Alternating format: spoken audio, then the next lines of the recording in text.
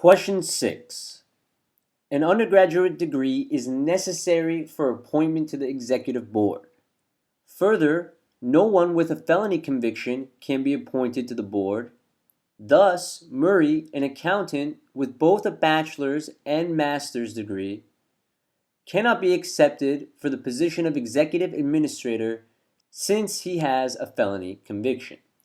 All right, so first step, argument of facts. Clearly we have an argument, our structural indicator of thus. So our conclusion is that Murray cannot be accepted for the position of executive administrator.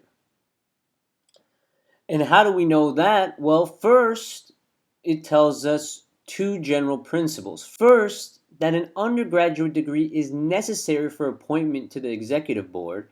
You notice necessary. So we have sufficient and necessary. And our first principle is that an undergraduate degree is necessary, so undergraduate degree, for the appointment to the executive board. Contrapositive, reverse and negate, if you do not have an undergraduate degree, then you cannot be appointed to the executive board. The next sentence tells us no one with a felony conviction can be appointed to the board. No A's or B's. Again, we know that is also sufficient and necessary. So if you have a felony conviction, then you cannot be appointed to the executive board. Contrapositive, if you are appointed to the executive board, then you don't have a felony conviction. So those are our principles. It then tells us that Murray has a felony conviction, our premise. So our premise here is that Murray has a felony conviction, and it takes that to conclude that he cannot be accepted for the position of executive administrator.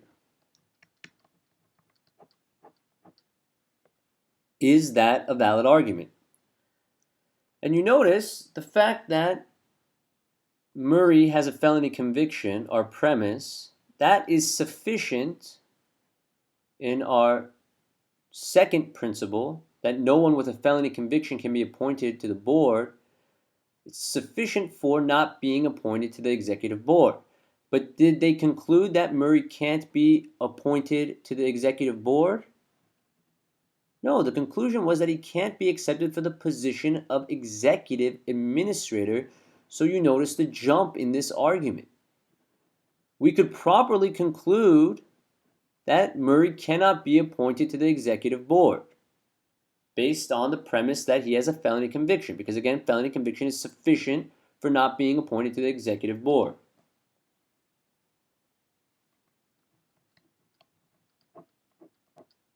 So the proper conclusion is that Murray can't be appointed to the executive board. Not that he can't be accepted for the position of executive administrator. So you notice the jump in this argument. So clearly this is a flawed argument. So now that we have a clear understanding of this argument, let's proceed to the question stem. The argument's conclusion follows logically if which of the following is assumed. Follows logically if. This is a strengthened with sufficient premise question. And we know that our strategy on these questions is to find the answer choice that 100% guarantees our conclusion. Again, our conclusion is that Murray can't be accepted for the position of executive administrator based on the premise that he has a felony conviction. But again, we know that the proper conclusion to draw from the fact that he has a felony conviction is that he can't be appointed to the executive board, as we've shown here. However, now if we want to guarantee that he also can't be accepted for the position of executive administrator, which is what a strengthened with sufficient premise question is asking us to do, well, then we have to tie this idea of not being able to be appointed to the executive board to not being able to be accepted for position of executive administrator. So you notice how we would guarantee it is to say that if you can't be appointed to the executive board, then you cannot be accepted for the position of executive administrator. That would guarantee this conclusion by closing the gap, again, because we know that Murray has a felony conviction that is sufficient for not being appointed to the executive board. And now if we make that sufficient for not being able to be accepted to the position of executive administrator, that would guarantee our conclusion. So now let's go through the answer choices. A, anyone with a master's degree and without a felony conviction is eligible for appointment to the executive board. Okay, great. Doesn't apply to our situation. We know Murray has a master's degree, but he also has a felony conviction. So A can't help us, so A would be eliminated. Does not even strengthen this argument. B, only candidates eligible for appointment to the executive board can be accepted for the position of executive administrator. And we know that only introduces a necessary condition. So only candidates eligible for appointment to the executive board would be our necessary condition. Our sufficient condition would be the other part of the statement, can be accepted for position of executive administrator. So you notice we're definitely on the right track. It's tying what we know, executive board, to the jump made in the conclusion of executive administrator.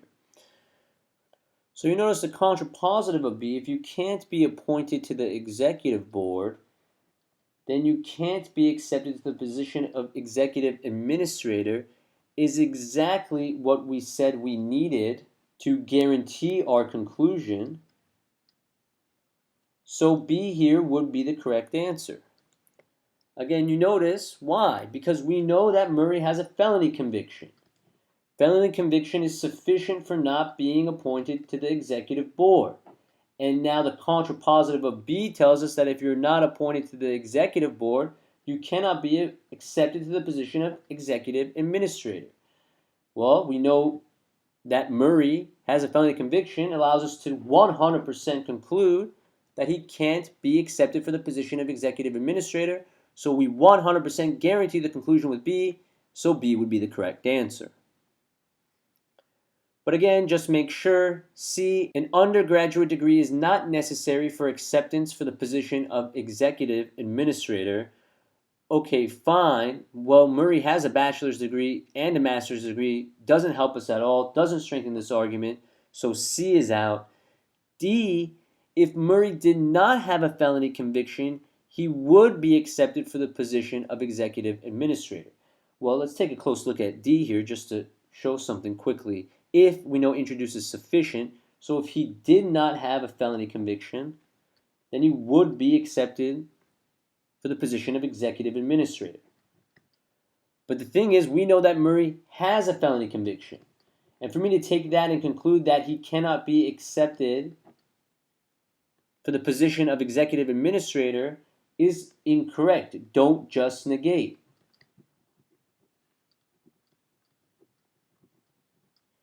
We know that all carrots are vegetables, but just because something isn't a carrot doesn't mean it's not a vegetable, because there's other vegetables in this world. So D does not help us. Trap answer.